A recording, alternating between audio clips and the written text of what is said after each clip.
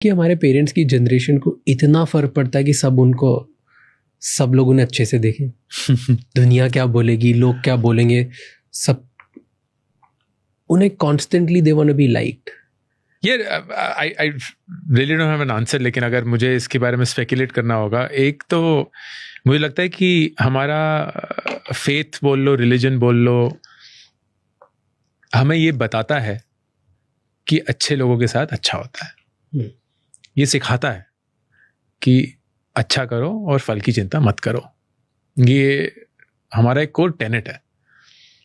तो जब हम उस परवरिश में, उस ढाल में ढले हैं, हमारा कहीं ना कहीं दिमाग, हमारा जहन हमको ये बोल ही रहा होता है कि यार लोगों की मदद करो, लोगों के लिए हो, अपनी इच्छा को कर्व करके लोगों के लिए कुछ करो। बलिदान है, सैक्रिफाइस है, पूजा है, जो भी है। लाइक पहली सैलरी आएगी, थोड़ा मंदिर में दो, थोड़ा माँ के पैरों में रखो, थोड़ा घर के मंदिर में डालो, वगैरह वगैरह। Because that will in some way feed back. There is something called karma. It will ultimately happen. I don't know if you've heard this from your parents. I've heard this a lot from my parents. कि इस जिंदगी में शायद उस इंसान ने मेरे साथ अच्छा नहीं किया, लेकिन भगवान देख रहा है. Every day. है, भगवान देख रहा है. It's a constant reminder in the house. Yeah. तो अगर भगवान देख रहा है, it's a very, very powerful driver of action. You have to be morally righteous. You have to be morally righteous, and the biggest definition of that is कि अगर इस कमरे में कोई भी नहीं देख रहा है, क्या मैं सही चीज तब भी करूंगा या नहीं? It's an incredibly powerful way of looking at this. कि फर्क नहीं पड़ता कि मैं पकड़ा जाऊंगा कि नहीं, फर्क नहीं पड़ता कि मैं एग्जाम में चीट कर रहा हूं कि नहीं, फर्क ये पड़ता है कि अगर कोई भी नहीं देख रहा है, क्या मैं तब भी सही चीज कर रहा हूं या नहीं. तो that really held, I feel, an entire generation or an entire country together for the longest time, and still holds. I don't think that is going away somewhere. लेकिन थोड़ा सा हमारे पास adjustment आ गई है कि चलो थोड़ा सा donate कर देंगे, Tuesday को non-veg नहीं खाएंगे तो चल जाएगा. The second thing is, I do feel that people inherently were nicer because the communities were tighter.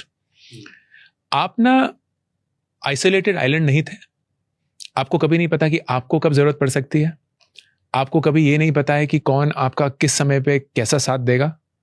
तो हर एक इंसान को छोटे से, खासकर छोटे शहरों में, बाय द वे, हर एक इंसान की मदद करनी है. बिकॉज वो इंसान कभी ना कभी आपकी मदद भी करेगा. हाँ.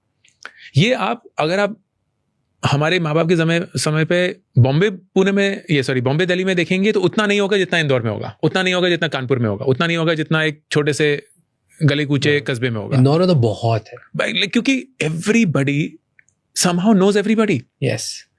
तो आप कहीं से सबकी हेल्प कर रहे हो, सबकी हेल्प कर रहे होते हैं. सब लाइक आप सड़क पे कहीं आप स्कूटर गिर जाएगा, कुछ लाइक 4 लोग आ जाएंगे, 5 लोग आपको अस्पताल ले जाएंगे, 6 लोग आपके घर पे फोन कर लेंगे, खाना भी पहुंच जाएगा, सब कुछ हो जाएगा. It's almost like a miracle. But it happens because the communities were a lot tighter. They were not as isolated as we are right now. And we all knew कि यार काम करेंगे तो कहीं से वापस आएगा. एंड तीसरा जो मैंने बताया, यार इंसान की फितरत होती है कि मैं वो नहीं हूँ जो मैं खुद को सोचता हूँ, वो नहीं हूँ जो तुम सोचते हो, मैं वो हूँ जो मैं सोचता हूँ तुम सोचते हो मेरे बारे में. तो you would want other people to think nice of you. There is this really beautiful notion, almost like a Shahrukh Khan movie in our head, कि 2 लोग मेरे बारे में बात कर रहे हैं, उन्हें पता नहीं है कि मैं आसपास हूँ और वो मेरे बारे में अच्छी चीजें बोल रहे हैं. बड़ा ही खूबसूरत ख्वाब है, बड़ा ही सुंदर ख्वाब. मैंने कभी नहीं सोचा, बट फालतू दे दिया. अब मैं सोचूंगा कि बैठे हुए हैं 2 लोग हैं, बोलते यार उस राज में ना कुछ अलग ही चीज है. And they have no idea that you are around.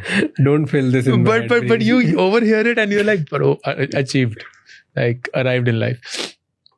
And it was a lot in those times, not so much anymore. And you'll also see, I don't know if you have, but culturally ना, pop culture में भी देखेंगे, movies भी यही दर्शाती थी. Movies were always about this. आजकल की movies को अगर आप 70s 80s की movies से compare करोगे, the biggest difference is the communalistic, if that's the right word, I don't even know, but the community angle to it as against the individual angle to it. Movies back then were all about family, were all about community, were all about togetherness. And here it is all about me, my identity, my view, my world view. And वो feeding अगर mass level पे हो रही है तो clearly कहीं ना कहीं तो बहुत बड़ा impact आएगा ही ना. So the question is, हमारे mom dad की generation में selfish होना was a crime. It was a crime. It was absolutely. And it still is. It is incredibly, it is the surest way to hell.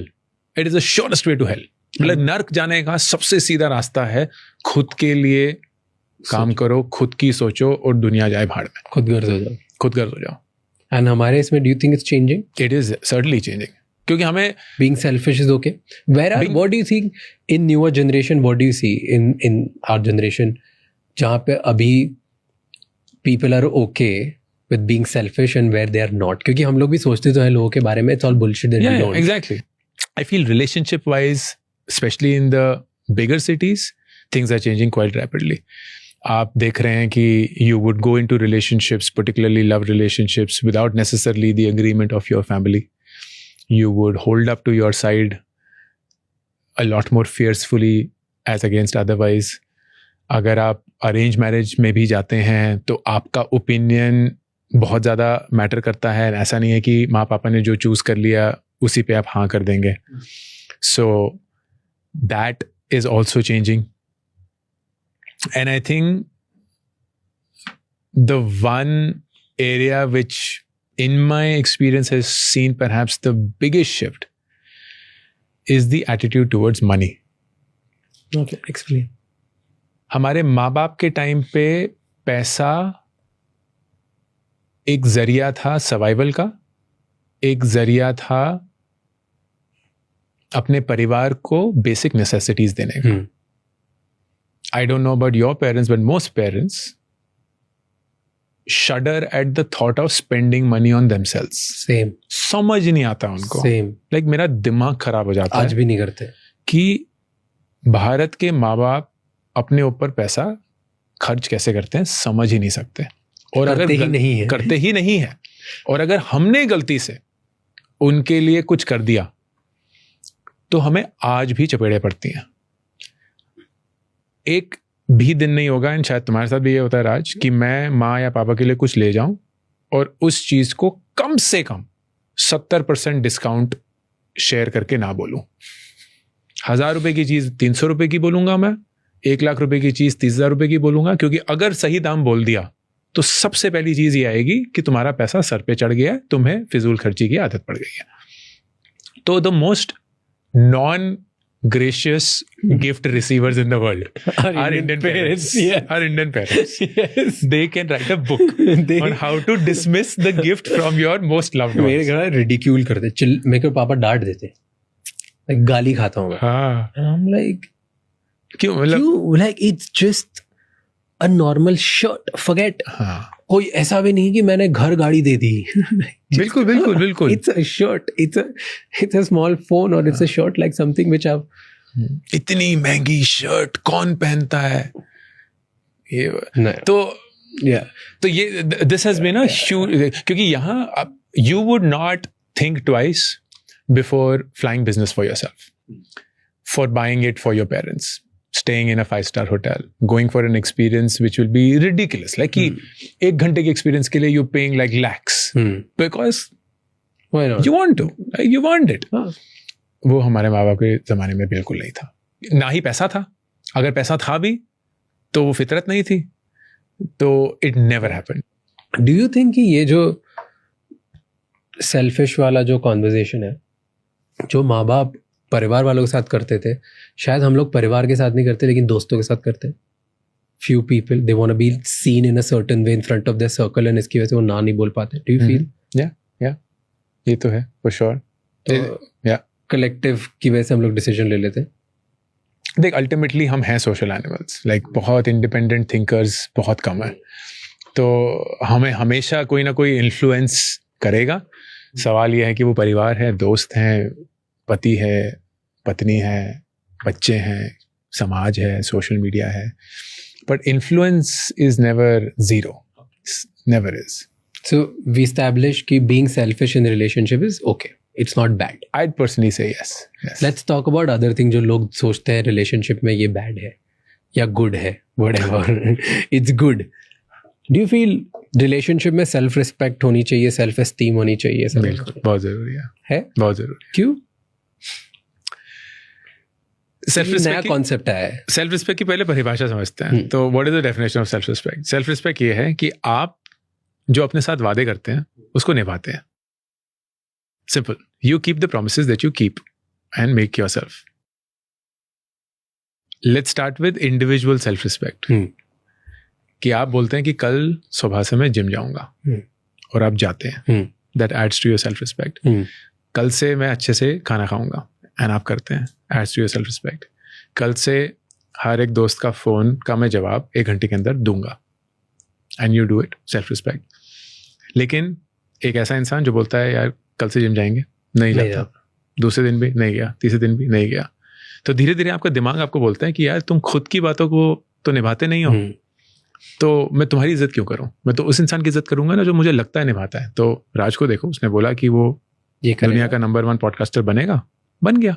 उसने एक वादा किया, निभा दिया. तो मैं उसकी इज्जत करूंगा ना, तुम्हारी क्यों करूंगा? So that is where the seed of self respect goes in. Now it's the same thing that manifests at a relationship level as well. So let's go back to the same story that we were having. मैं तुम्हारी बीवी हूं और मैंने अपने आप से वादा किया था कि यार इस रिश्ते में मेरे लिए जो जरूरी है वो मैं राज को बताऊंगी. इसलिए नहीं क्योंकि मुझे राज से नफरत है, इसलिए क्योंकि मुझे ऐसा लगता है कि राज भी खुश होगा अगर मैं अपने डिमांड्स, अपनी इच्छाएं राज के सामने रखूं. एंड कम से कम कोशिश तो करूंगी कि वो मुझे समझने की कोशिश करे. लेकिन जब भी वो मौका मिलता है तो मैं रुक जाती हूँ. और मैं इसलिए रुक जाती हूँ क्योंकि मेरे दिमाग में वही कंडीशनिंग आती है कि नहीं तुम सेल्फिश हो रही हो, नहीं तुम अपनी इच्छाओं को पहले रख रही हो, नहीं वो तो खुश है, तुम बेकार में इस मौके को क्यों बिगाड़ रही हो. एंड मैं अपने साथ किए हुए वादे अब नहीं निभा रही हूँ. And that is when self respect in the relationship starts to go down. A lot of people say this कि सबसे स्ट्रॉन्ग रिलेशनशिप्स वो होती हैं जहां म्यूचुअल रिस्पेक्ट होता है. एंड आई वुड डिसएग्री कि उस म्यूचुअल रिस्पेक्ट की बुनियाद अगर सेल्फ रिस्पेक्ट ना हो तो वो म्यूचुअल रिस्पेक्ट नहीं होती है, वो म्यूचुअल डिपेंडेंसी होती है. कि मैं खुद को इज्जत नहीं करती हूं इसलिए मैं तुम्हारी इज्जत करती हूं एंड मैं तुम्हारी इज्जत में वो खोई हुई इज्जत ढूंढती हूं. द सेम वे कि सबसे ज्यादा ब्रोकन लोग रिलेशनशिप में कौन होते हैं? जो खुद को प्यार नहीं करते हैं. जो खुद को प्यार नहीं करते हैं ना, वो हमेशा प्यार को दूसरों में ढूंढते हैं. They are the ones who are needy. They are the ones who are always looking for validation. They are the ones who are always saying तुम मुझे प्यार करते हो ना, तुम मुझे छोड़ तो नहीं दोगे ना, तुम कहीं जाओगे तो नहीं ना. They are the ones who are also the most jealous. They are the ones who are most envious because they don't love themselves. उन्हें पता ही नहीं है कि उनकी काबिलियत कितनी है. And that's why they are constantly surprised at the fact कि तुम जैसा इंसान मेरे साथ है. And that is the first foundation of a relationship, self-respect. Once you have self-respect, then I'm like, you know what? You are so incredible in the way you think, in the way that you look at things, in the way that you do your things. I have so much to learn from you. I respect you for what you do. And I have the self-confidence and the self-respect that I can learn from you. Thank you so much ये video and तक देखने के लिए. और ऐसे ही informational and educational clips के लिए राजमानी clips channel को सब्सक्राइब कर लीजिए.